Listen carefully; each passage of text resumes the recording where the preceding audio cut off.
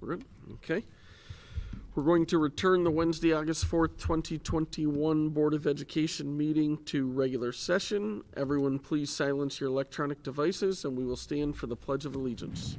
I pledge of allegiance to the flag of the United States of America and to the republic for which it stands, one nation, under God, indivisible, liberty and justice for all. Additions and deletions to the agenda since Friday mailing. Yes, we'll be adding in business considerations, some bid work that was done by Technical Building Services. I have two things for the personnel considerations. First, on 7/11, I'd like to change the start date on one of our custodial workers till August 2nd. He did start Monday. And we'll be adding the resignation of a physical education teacher effective today. All right, so that should be 2-8. Okay. We have a motion for the additions and deletions. Mr. Hislop, Mr. Engel, all in favor? Aye. I need a motion for the acceptance of the minutes of the July 7th BOE meeting and the July 7th 2021 organizational meeting. Mr. Hislop, Mr. Engel, all in favor? Aye. Aye. And now we will have a presentation for the construction update. Or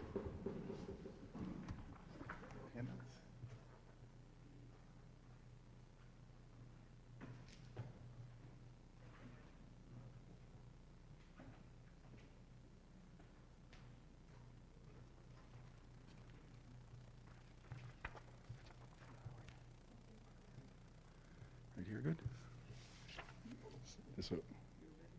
All right.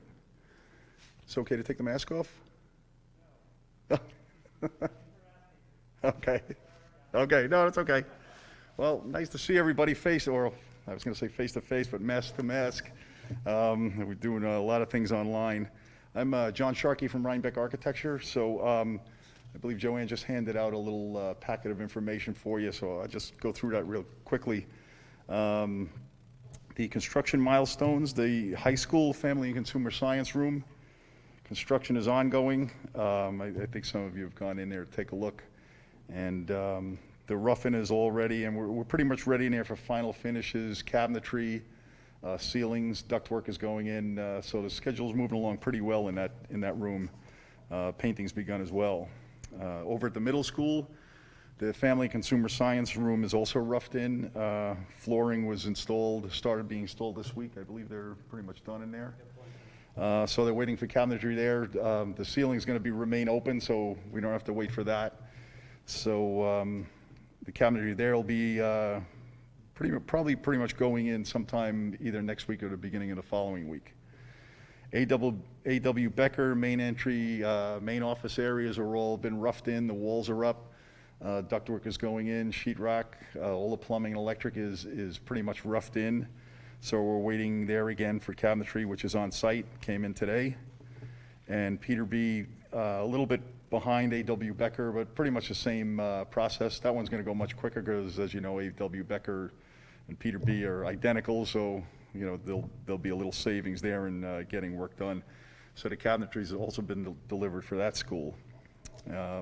So we're pretty confident that everything will be up and running in time for school.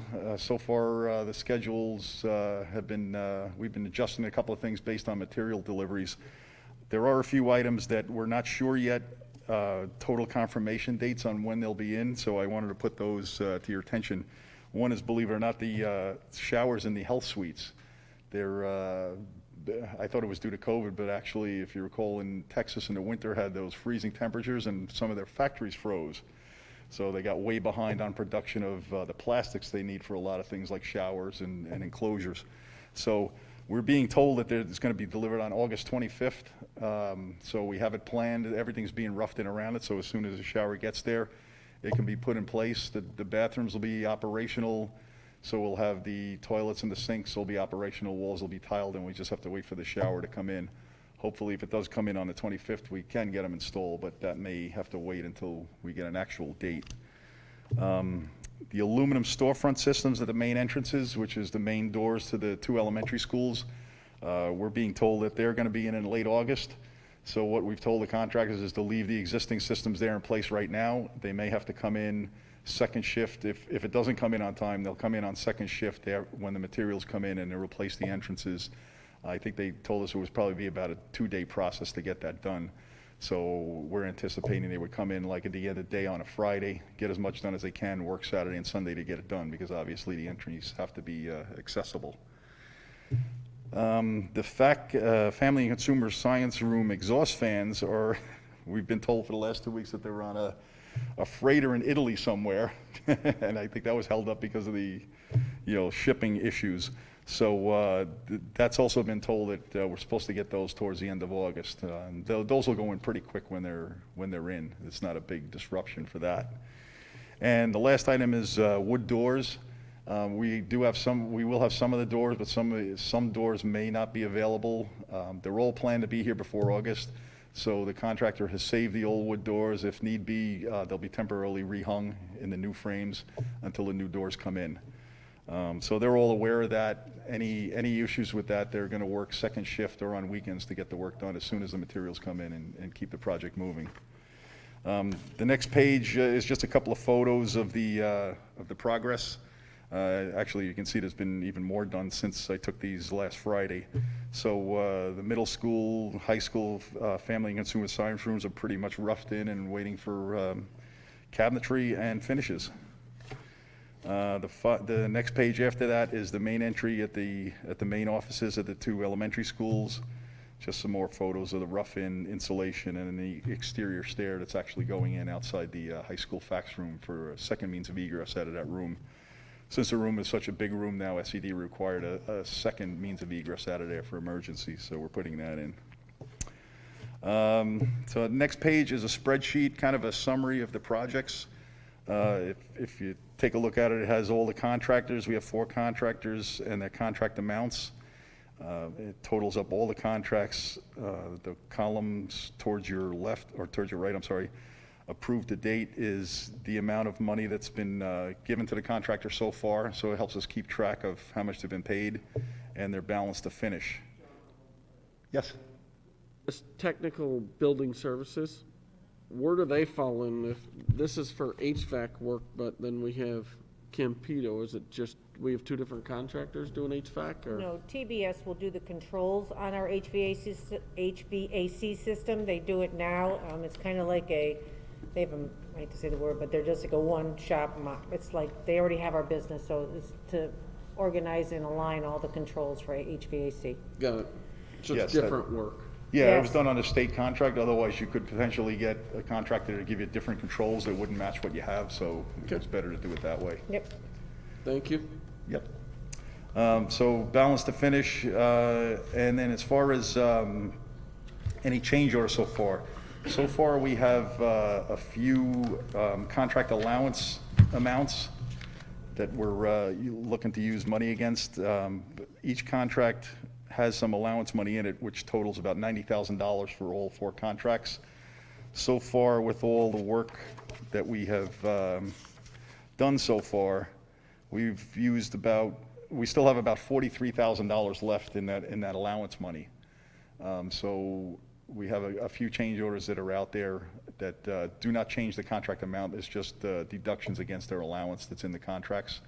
So I'm pretty confident that we're going to be pretty close to a net zero by the time we get done with the project, because everything's been open.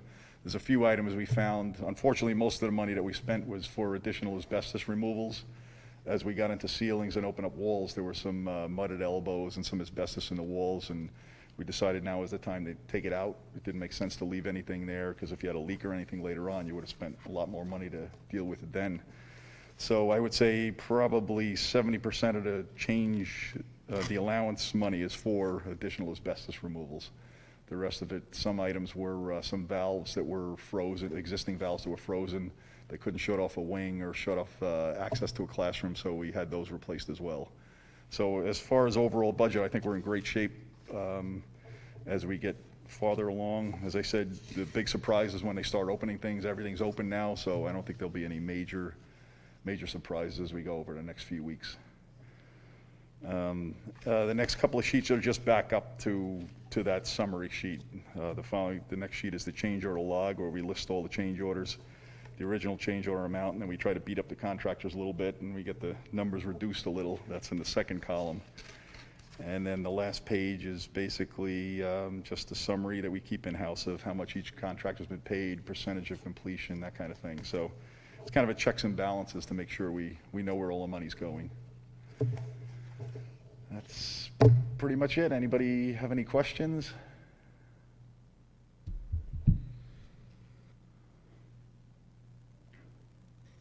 I think we're good. All right. I appreciate it. Thank you. Thank you. Yeah. Need a motion, we have no hearings and petitions, correct? Okay. Need a motion for one or all of the business considerations. Make a motion for all. Okay, do we have a second? Mr. Hislop, any discussion? All in favor? Aye.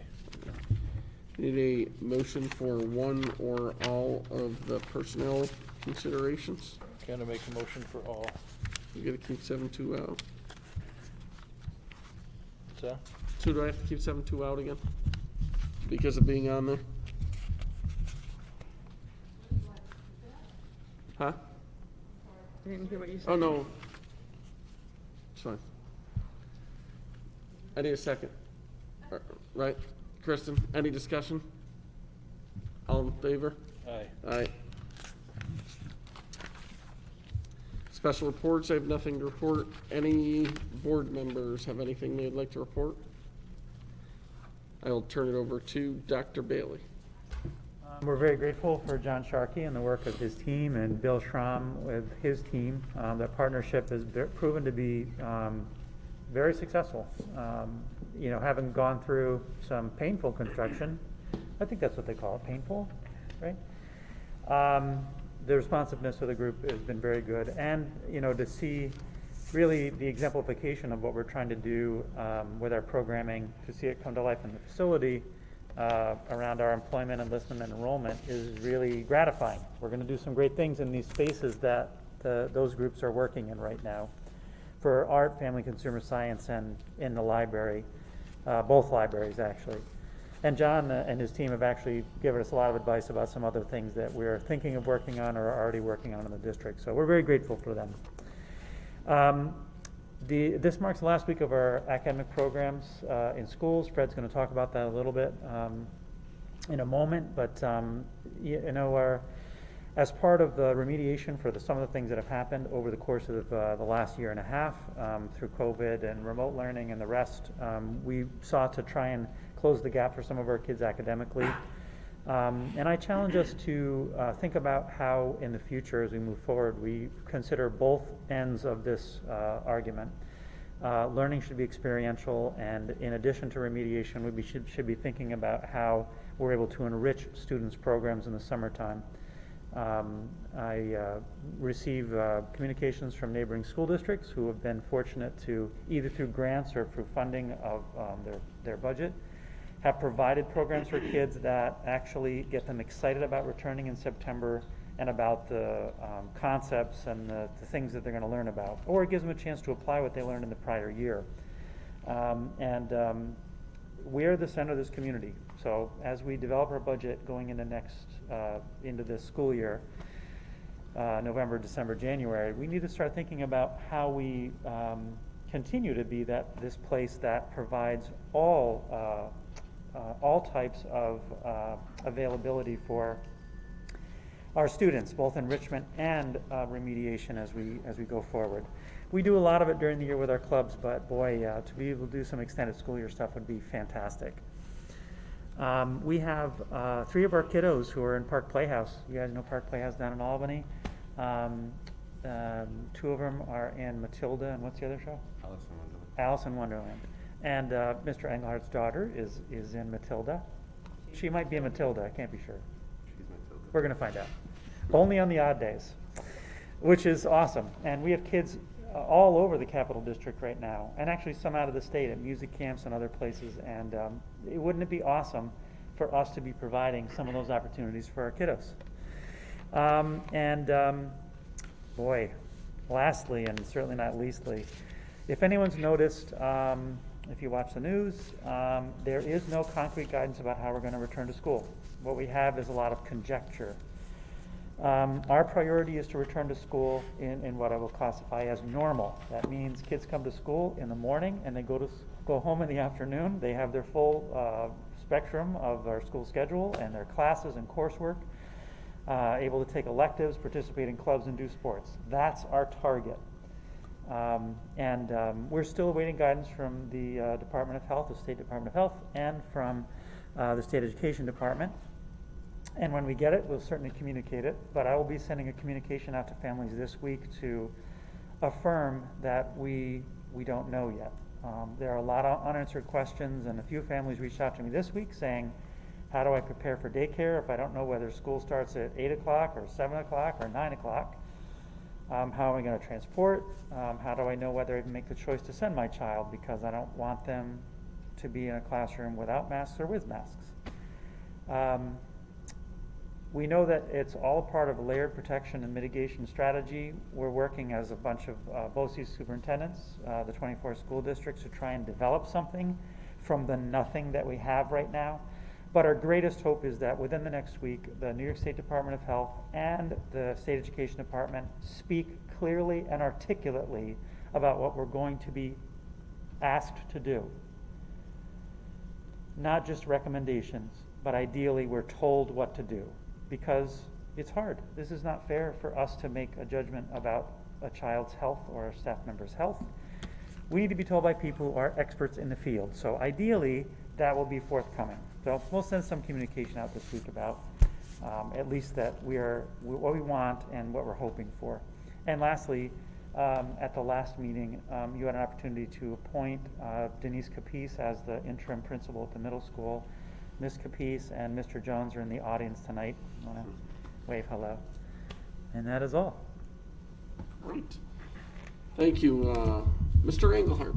So just two things. The first is, as Dr. Bailey said, our summer programming is ending tomorrow. It's our first year that we were in person, and we spanned K-12. And it's also the first year that we provided transportation. So we're going to, because especially at our K-8 level, they're still wrapping up some assessment. We'll be able to present a little bit more in depth, probably in the fall, maybe not even at our next board meeting, because we do want to look at fall benchmarks and compare spring benchmarks with fall benchmarks as well to see if there's any sort of increase in academic gains or, heaven forbid, retention or regression, I should say. But I will say that at our high school level, where we're using Apex, we had a possibility of 44 credits earned, and as of 12:30 today, 41 credits were earned during our summer program. Direct instruction and Apex is an online course recovery software. Right, thank you. Yeah. So this year, as opposed to just Apex, from which we did last year, they included in direct instruction, so teachers were teaching and then utilizing Apex for that recovery. So I just wanted to thank all of our teaching staff, administrators, our bus drivers, and then families who encouraged their students to come, and then students themselves. At our high school level, they were allowed to utilize the platform even outside of the school day, and many of them, that was the initiative for them to get it done in less time. So it's something that we want to consider. To Dr. Bailey's point, we want to think about enrichment type opportunities for next year, so we're already talking about those as well. Any questions around that before I move on? Bill? Yeah. Sure. 41 credits were recovered. Correct. Do we have any sort of breakdown? Is that kids that are going to be graduating because of that? Is that kids that are catching up because of that? It would be great to understand how that translates. I know we had two students. Graduating because of the credits they recovered. We can Right. do a little bit more breakdown, too. Yeah, it doesn't have to, as I said. Perfect. And then it's part of old business, but Mr. Revley brought up last time around design and drafting and production. Mm-hmm. So we did get some answers with that. A little of that was because of COVID. Prior to COVID, syllabi were sent home that had information, and parents were required to sign off on that with that information. This past year, the syllabi were digital. There was no requirement for the parent to sign off, so we absolutely could see how that information wasn't given. So we right away wanted to think about how we can make sure that doesn't happen again. Talk about it in the beginning of the year, get school counselors involved, some suggestions that we've had around like a course type of fair. So we're gonna work on that to make sure that parents know up front, especially, and that kids understand kind of the value and making sure they're working towards those credits. But I wanted to let you kind of know that we followed up with that. Do we have any kind of feedback though on, probably, as far as the college credits and getting accepted at other colleges besides RIT? I mean, is that something we can even track down? Like, I mean, through, Sure, say, yeah. the last 3-4 years, if people have taken this class, were these credits accepted at other colleges besides RIT? Okay, I can look into that. But, and that was, we can take that one off our old business. The other, I know one of the other questions we had was some kind of feedback or data as On far as assessments. on testing. Yeah, that's one of the challenging with that is that I rely heavily on the CCSs for that work. So I'll probably get that answer more in the fall. Yep, okay, If that's okay. yep. Okay, And I gotta just write down my notes for Bill's question too regarding. Mine's the Low breakdown of the center. 40. I wrote that. Okay, thank you. Okay, awesome, thank you. okay, I'm assuming that you can do that, you know how you do the high school, Yes, because I'm assuming that's where. I have all the courses. Yeah. Yeah. all right, And that's all for me, thank you. great, we'll turn it over to Mrs. Moran. I just want to piggyback on the information about the construction project. 6.2 of the, your minutes today approved the change order, not to exceed 5,000 per change order with a cumulative total of 10,000 every time we do it. I think what we're going to change, I know when we started the capital project way back in 2015, we had tiers of change orders requiring certain levels of approval. I'm going to bring everything to you, whether it be something that requires your approval or not. We're going to go with these new limits of 5,000 or a cumulative total of 10. What John Sharkey talked about tonight were allowance disbursements, which don't have an impact on the total amount of the approved contract award amount. But to give you an idea, and we're going to have the board also acknowledge the allowance disbursements on the next agenda, just so you know that. The total right now is at 33,000 in allowance disbursements. Again, there's no increase to what you've already approved for those contracts, and the majority of the work was for asbestos. But you'll see those the next time on the agenda that we meet, where we'll list them, each one. You'll see them, and that's what we're going to do when we do capital projects here. Dr. Bailey and I talked about it. It's more transparent. You get to see everything in a nutshell. If we need you to approve something ahead of time to make sure work goes, that's why we put limits in place. But that's what you approved this evening on 6.2, and I just wanted to touch base on that. Other than that, the audit's going. We have our auditors are scheduled here at the end of the month. We're going to be having an audit committee meeting as we get ready. We need to have one on a reserve plan and on our corrective action plan on our transportation audit. We're hoping, as we have in the past, if you remember correctly, our auditors, every year they come in, I'm going to knock wood, I guess, or some type of material that they come in and they're out in 3 days like they had been for the last couple of years. I'll acknowledge all the work in the business office, Sue Starr. Everybody has worked very hard, Eileen, to work with the auditors. So we are trying to get a lot of work done in a small amount of time with a few people. I just have a quick question. I don't know if it's for Joanne, Fred, or Brian, or all three Brian. of you. It's not for Teddy, although I hear his webpage is coming up soon. COVID money, the money that we're getting for COVID, I know we're developing a plan or whatever. Have we started laying something out for people to see? So it's twofold. There was a requirement about initial application for the funds, and not all the funds or the applications were available yet. So the first round, we put in some placeholders for what we expect to have happen. And I tentatively talked about some potential positions that we thought would be influential to help with remediation. But in all honesty, we're not going to commit until we have input from a little bit larger committee of people. There's a level of urgency about getting the help into the kids' hands. That's important. But there's also, there's not a level of urgency that it happened the first day of school in September. So we have flexibility. There are 2 and 3 years to utilize the funds. We want to be smart and not just throw it or waste it. So we're going to get a little bit more constituent voice before we commit to, say, an instructional coach or extra English teacher. Well, we have placeholders in there now, but we haven't. But made we have them. plans of doing something in the next school year. Correct. Absolutely. So Yes. that's, and I think that's, we just Yeah. want to make sure that we're communicating that Yep. out, so that folks understand that they may not see it day one of Right. school in the fall, but there are plans. And to your other question about, or the question we had about assessment, in some circumstances, because almost 40% to half of our kids weren't here, we're not sure where their greatest weaknesses are yet. So we have to have them back and really get to see them through the paces to find out where the best investments will be. Gotcha. Thank you. Great, thank you. Old business, new business, I think some of this old business that we can maybe update, communication to parents regarding curriculum and transportation changes, kind of into maybe communication about the new school year. So we can change that to communication about new school. And that's a good point. And, right off the bat, from communication standpoint, from transportation, we stopped sending the postcards with bus routes. Joanne said 6 years ago, something like that. Yeah. And we were just posting them on the website. And last year doesn't count for anything, but we're going back to postcards like we would have gotten any time in the last 20 years. So families have a piece of paper in their hand that said, aha, the bus is going to be in front of my house at 7:20 a.m. I know exactly when it's coming and where it's going to stop. That's a small thing toward trying to bridge the gap for what parents have gone through. Right. The next one that we had on here was guidance department, student placement and schedules.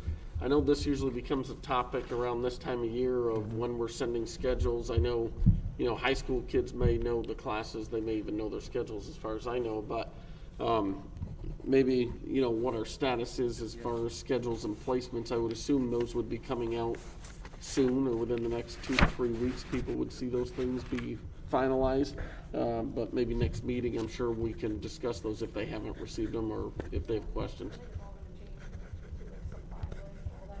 I mean, they're at home, so, no. Elementary, I'm thinking, like, The what district will be providing the Chromebook. 99% of all the instructional materials for the elementary Good. kids. Thank you, Joanne. That's good. Okay. Plans for high school seniors, we can eliminate that one, I guess, for now. We may have to worry about that come Oh, don't. next year, don't- let's hope not. No, no. Solar panel usage, we still gotta, Mr. Schramm and I are working on that. I'll do that this fall when we're Okay. back in session. all right? Do we want to add on new business, the reallocation of Chromebooks out this year? Do we have any, what that kind of will look like? Is that going to be at the first We day could of- talk about that Yeah. next meeting, or get Yeah. a brief, summary of that for next meeting. We could put that on there. Chromebook. So we'll have that for next meeting. Is there anything else anybody can think of we should add on or get information on? No? We're good? All right. We have no committee reports. We have no policies for review, no hearings and petitions. Our next BOE meeting will be changed to August 25th, 2021. We don't need to make a motion or anything for that, right? Okay. We do not need to go into executive session. I need a motion to adjourn the meeting. Mr. Engel? Mr. McFerrin, all in favor? Aye.